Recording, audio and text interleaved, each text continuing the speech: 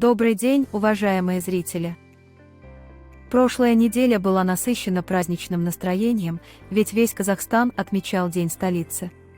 И хотя это был важный и радостный момент, у нашего холдинга также есть несколько новостей. Наш холдинг Байтерек принял активное участие в 6-м саммите OPSWF в Париже.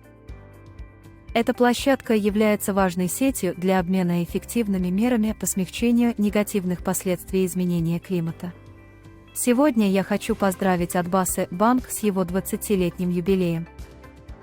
За все время работы банк помог отметить новоселье более 465 тысячам казахстанских семей.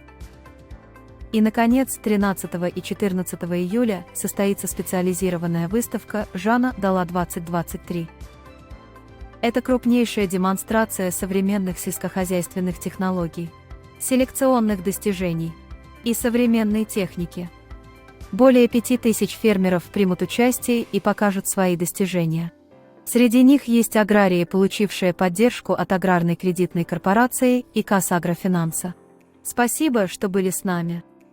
Желаю вам успешной недели и до новых встреч. Кстати, отвечая на ваши вопросы, мое имя переводится как «Надежда» или «Мечта».